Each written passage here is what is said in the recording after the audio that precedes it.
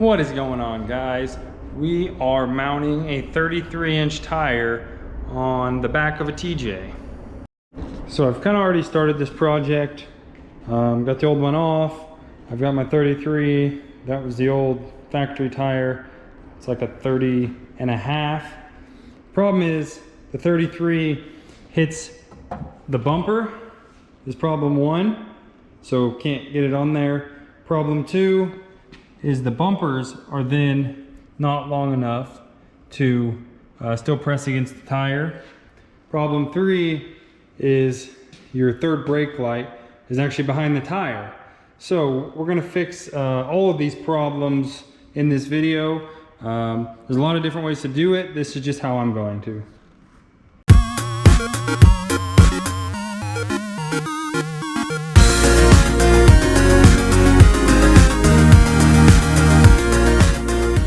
Problem one, hitting the bumper. I bought this rough country spacer, so I'll throw the description, or throw a link for that down in the description. I've actually already got it bolted up here. So what that does is brings that tire out as well as up to clear the bumper. Now, there are problems with this thing I've already run into. So you've got two sets of holes. So it's got different bolt patterns for the newer Jeeps. I went to 5x5. The TJs are 5x4.5. So you basically figure out which ones you need, and then you put these studs in. Well, the splines of a stud are supposed to grip good enough that it doesn't spin. What I ran into is the very first one I put in, it just would spin. So if I was to put a lug nut on it, next time I try to get it off, the whole stud would just spin. That's going to be a problem. You're on the side of the road or on a trail somewhere and you need to get that spare off. So I had a buddy of mine just put a little tack weld on the back of each one of these to keep them from spinning. Now I went ahead and put a little paint on it just so it doesn't rust. The kit comes with the nuts also that use the factory studs that were there that held your factory spare tire on. So I went ahead and bolted this thing up. Put some Loctite on when I did that, just so I don't have to worry about this thing coming loose. The next problem I'm going to solve is to get this thing raised up high enough that you can still see that third brake light over the 33-inch tire. So to get this thing off, first thing is you got to get the wiring off. Wiring runs through here, runs all the way down through the bottom, comes through here. There's a grommet. You see right there that plugs into the door. Then you've got two plugs here on the inside. So you've got a cover with a single screw that holds it on. These wires come through here, plug onto these two contacts. And the way these work, as soon as you close the door, this makes contact here. So once we get it all disconnected here, we pull our grommet out of the door. There are 4 bolts that hold this thing down. We get all 4 of those out, the whole thing will just come out. Now on the bottom of this whole bracket, you've got these little pieces that are held on by a single screw. So those mount on there like that, one on each side, and that's what your screws run through. It's a little bit of a spacer. What I'm going to do is 3D print some risers. So basically I've taken a measurement of this. I'm going to print a little over 2-inch risers on to be able to put in here and then get longer bolts, and that's going to raise this thing up enough that I can see it over that 33-inch tire. Now when you take these off the bottom of that third brake light bracket, do take note that they are different. One of them's got an offset on it. It's pretty easy to tell. They don't really go in the wrong spot. All 3 holes won't line up, but just keep in mind they are different. Next thing, I need to see how much of a spacer I need for the bumper. So I'm gonna go ahead and throw this tire on so we can get some measurements. So you can see this new mount, we clear the bumper, but there's a bunch of space in between here. The reason you want to make sure these bumpers are still touching is because that thing has some play in it. You press in and out, there's gonna be some flex. So not only is that gonna be hard on your carrier, your hinge, it also could make noise. We just wanna do this right. So I'm just simply gonna take my old bumper, set it in here, and then I'm gonna get a measurement on how far out I need to make a spacer. So I got the measurements. It's kind of hard to know exactly. I'm gonna start by making 44 millimeter spacers. Now, they are gonna be a little offset further to the inside of that tire than they would be factory, but not too worried about that. So here I'm just using a free program called Design Spark. I've got my shape drawn up for the spacer underneath the third brake light. I wanna make it, I said 2 inches. I'm gonna go a little more than that. I'm gonna go 63 millimeters. What I'm gonna do is I'm gonna pull this up, 63, and there's my spacer. That will fit right up into the riser that is already on the Jeep. So you can see, and then of course my bolt will go right through the middle of it. Print 4 of these, and hopefully that'll get us exactly where we need to be. I've just done the same thing here. I've drawn out a spacer for right by the hinge. Since I can't offset that one, I'm just going to space it straight out. I've got the bolt hole, my 6 millimeter bolt to hold the spacer as well as the bumper onto the tailgate. I'll just have to get a longer bolt. And then here I've actually drawn up a offset style spacer.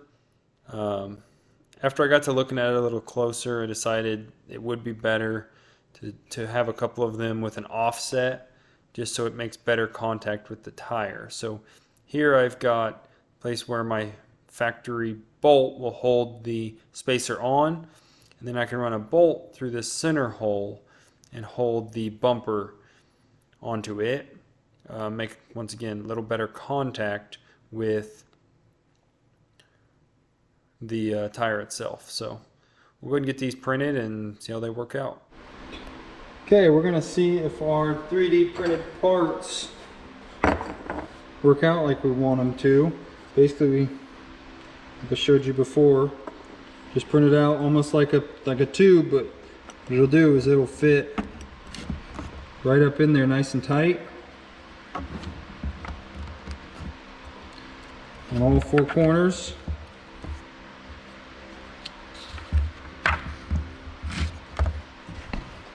And that will space our light up hopefully high enough to clear that tire. Then I also got some longer bolts. Be able to feed all the way down through these and still attach it to the tire carrier. Okay, so there we go. See, we've got our spacers in there, our bolts in.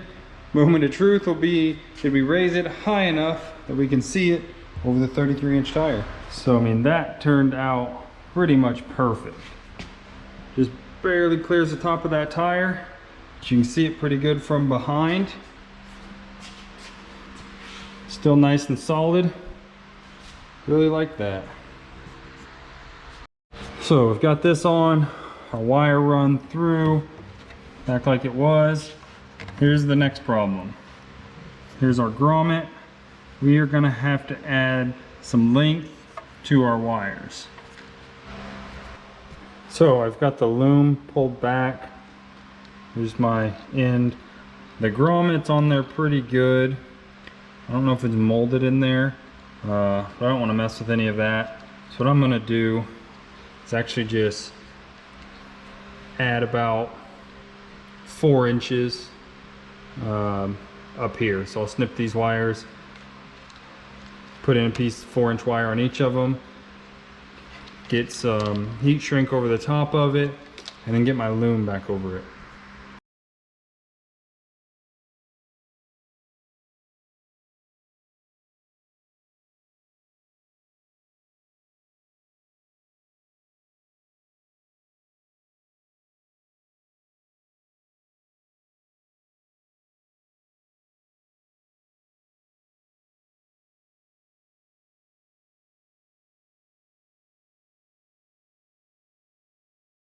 Okay, we got, like I said, about 4 inches added inside this loom.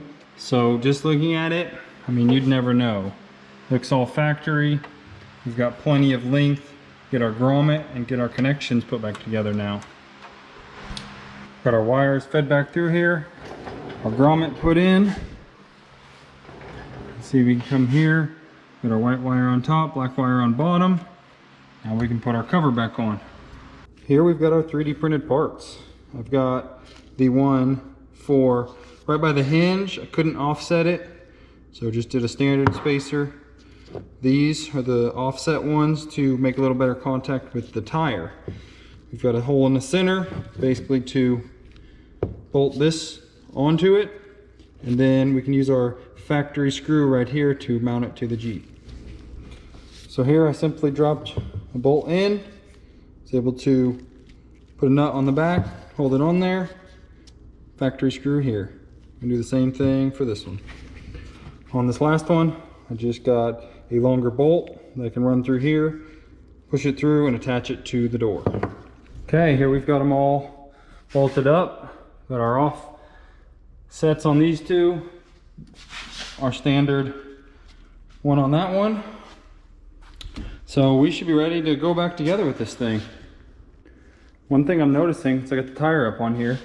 This one looks pretty good. So there's one on that side. But I was thinking this bottom one needed to be spaced down because the tire's bigger. But actually, I need to flip that over. It's gonna make better contact if I offset it up instead of down. So I've got this thing off, and you know, I got to thinking I can't offset this thing up. It's gonna be, you know, I wouldn't be able to open the door. So I think on this one, I'm just going to cut off this flange and just space it straight out like we did with that one. Just went ahead and cut that flange off, hit it with some paint, and we're gonna call it good since you're really not gonna see that anyway. Now we'll do this one just the same as we've done the other ones. Use the long bolt to attach it to the door. And that wraps up that project. I will say, if you've got plenty of money and you just want to buy a tire carrier, it's going to be way easier than this, but we got it done and it was fairly cheap. Looks pretty good, looks factory. Still got access to that light. I'm pretty happy with it. Next question will be how well the hinges hold up.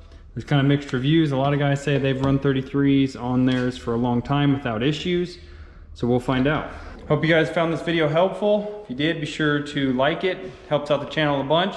I'll see you guys next time.